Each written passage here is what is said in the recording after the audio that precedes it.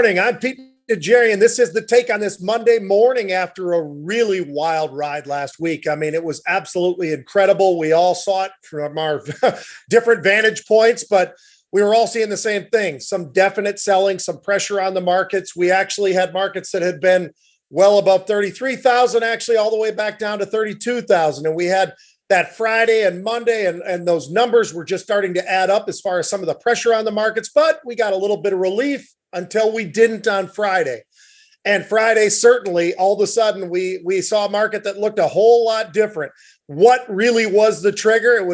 It really came down to one word. As Chair Powell everybody was knowing that there was going to be a big catalyst, but what exactly would the Fed chair say from Jackson Hole? Well, he said, expect pain. That is not what people wanted to hear. That is nothing close to what people wanted to hear, which is why, before you could know it, bang, you're looking at a market that was just getting absolutely slammed to the downside. We had the Dow down 1,000 points. We had the NASDAQ down 500 points. We had the S&P down 140 points, all just getting absolutely just clobbered throughout the rest of the session. And that really was how Friday really panned out. You take a look at something like Apple, and Apple was down about 5% on the week. It got it back down to 163. What really was the leading selling positions that were getting absolutely hammered from a sector perspective? Semiconductors, definitely one of those. You look at NVIDIA, Marvell, AMD, across the board. You take a look over at the SMH. Absolutely got hammered late in the week on Friday specifically, but underneath some pressure all throughout the last week or so. And then you look over at technology, and that really was the area that was getting slammed. Now, everything was selling off. There's no doubt about that, but you really got to highlight what we were seeing going on with technology. It was Salesforce, it was Microsoft, it was Apple, Tesla, Amazon, Google, Netflix. You could go on, and all of those were absolutely getting slaughtered. The volatility index, which had been hovering somewhere, we talked about that for a while now. We were back. We actually got underneath 20. We were in that fluctuation stage between 20. Well, that volatility index got all the way back up towards that 26 and into the 27s.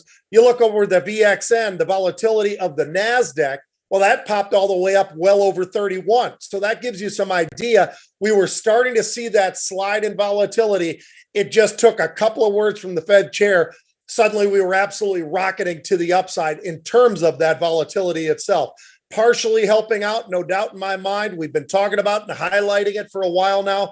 Take a look at what those treasuries looked like as well. We talk about the 10-year getting up and over 3.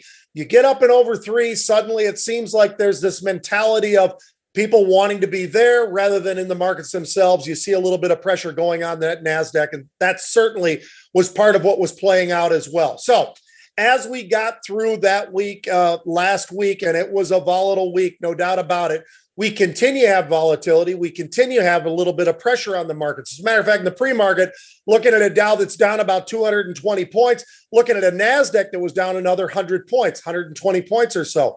NASDAQ has recovered very, very nicely throughout the session. That's an interesting sign. And from being down to call it 120 points, then 80, then somewhere closer to 50 in this first hour. Last I looked, we were down about 35 points for the NASDAQ. On the other hand, you look over at the Dow itself, still some pretty good pressure, down about 150 points. It has been better. It's also been worse. But the last I looked, it was down about 150 points. Crude started off the day in the 94 range, and now up towards 96. We're going to see how that affected the sector moves in this first hour as well. Nat gas up around 9.25, off a little bit, but still well above 9 and holding on to that. You've got the 2-year getting higher and higher at a 3.45. You've got the 10-year close to a 3.1. That's giving people a little bit of a mind to want to sell a little bit in the markets. Corn and wheat are a little bit higher as well this morning. I look over at the volatility index. Yes, we are in the 27s. I look at the VXN, not only in the 30-31 range, but up to 32. And we've been over 33 already today in terms of that volatility in the NASDAQ as well. So a lot of pressure coming. And then you look at Bitcoin. Now, Bitcoin had been starting to make a little bit of a march back to the upside, just a little bit, getting up and over that 21,000. Well, that gave back. It was underneath 20,000. Last I looked, it started to fluctuate on either side of, call it 20,000. But continues to have about a one step forward, two step back kind of a mentality. And that seems to be where we are for Bitcoin, at least for right now. Things can change very, very rapidly. We know that in terms of this week, there's going to be the monthly jobs report in front of us. That's something to look forward to. The 2-year hitting the highest level since 2007. That's pretty interesting. I just had read that earlier this morning as well. So when we look at what's going on, energy was the only sector early on, the only sector in the green. And not only was it in the green, it was up about 0.5%. As we've gotten through this first hour, it's up now 2.5%.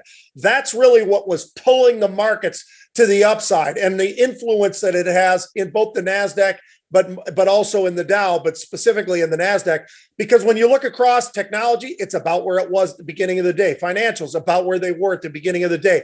A little improvement in materials, a little bit of improvement in healthcare. But nonetheless, it really is about energy right now and what's been going on there and that big spike that we are seeing right now. So what are some of the movers early on? Well, you've also got those Chinese names, because on the back of PDD, which is up 15% today, we are seeing Baidu, we are seeing JD, we are seeing a little bit of a positive spin right now in terms of some of those Chinese names, DocuSign being a stock that's also in positive territory. We look over at energy. Look at Chevron, look at Exxon, look at Halliburton, look at Occidental, look at AP and APA, all of those very, very strong. Those beta energy names certainly buoying and pulling the energy space up very dramatically as well. Healthcare has been under pressure early on. It's names like Bristol Myers and Merck. And then I look over at J&J, definitely on the side that's pulling things down. CF and Mosaic, as far as in the ag space, had been very, very strong last week. This week, starting out at least, a little bit of pressure early on, along with, we talked about the materials, throw in something like a Freeport-McMoRan in negative territory, Dow's in negative territory. I'm seeing a little bit of a pull there. I got two unusuals for you, and then that's it. By the way, don't forget, today, we got a lot on tap. John, of course, always has his 3 of 3. This is one of the days of the Rebel's Edge. That will be at 1 p.m. Eastern time. And we have been hearing from a lot of people, and we are listening, and we're going to try to figure out the best way to do it and what the best time slot is.